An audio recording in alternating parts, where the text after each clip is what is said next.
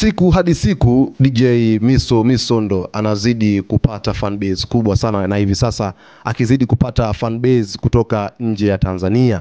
DJ huyu bwana maarufu kabisa akiwa pamoja na wazee wa mikoti au wazee wa makoti, unaweza ukawaita hivyo. Ni watu ambao wamekuwa wakitoa burudani ya kutosha mbele ya mashabiki ambao wamekuwa wakikusanyika endapo wanakuwa na show na mambo mengine. Sasa Misondo bwana anazidi kufanya kweli, kwa sababu kuna beat ambayo ameitoa inaitwa Tutaonana Tena.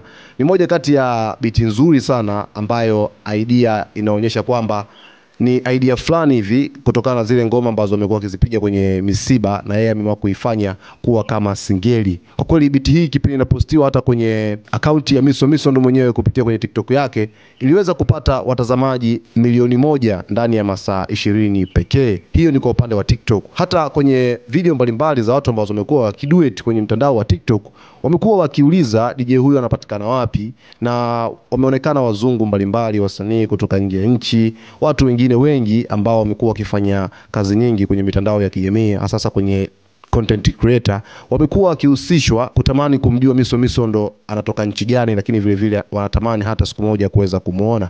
Sasa DJ huyu bwana anazidi kupata fanbase kubwa kutokana na kazi zake za kimuziki ambazo amekuwa akiendelea kuzifanya kila siku kwenye tasnia hii ya muziki wa Bongo Flava, sasa kwenye upande wa muziki wa singeli. Na toka Majizo kumpa shavu ndani ya EFM anazidi kufanya kweli, kwa sababu ana kipindi chake ambacho kinaitwa Ladha za Misondo mchana kila siku. Na kitu hiki ambacho anakifanya DJ huyu kinazidi kumfanya aonekane kukaa kwenye mainstream muda mrefu zaidi, kuweza kufanya kazi nyingi na kuweza kupata trendi ya kutosha. Na nguvu yake kubwa inakuja kwa wazee wa makoti, watu ambao wamekuwa wakifanya kazi na Misondo kwa muda mrefu toka kipindi wako Lindi na Mtwara, yani kusini mwa Tanzania.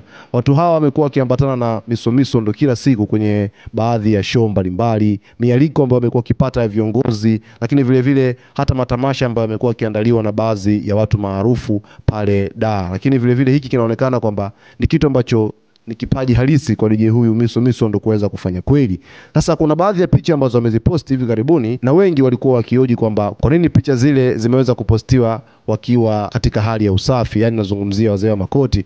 Watu wamezoea kuwaona wazee hawa wakiwa kwenye vumbi, makoti yakiwa yamechafuka, viatu vilikuwa vimechafuka, masuruali yao, lakini inaonekana kwamba picha hii imepigwa katika mazingira mazuri na wamefua makoti.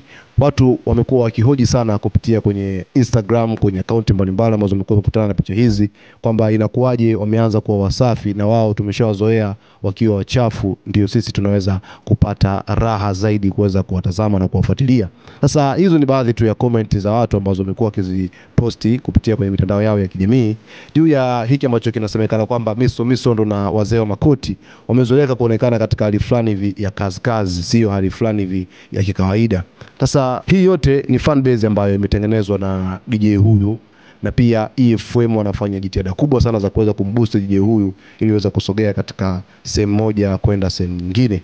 Hapa ni ZTV, na taarifa zote muhimu kabisa za entertainment tunakuwa ukizipata hapa kwa kusubscribe, lakini kwa kulike video zetu, kucomment pamoja na kushare. Na asante kwa kuichagua ZTV.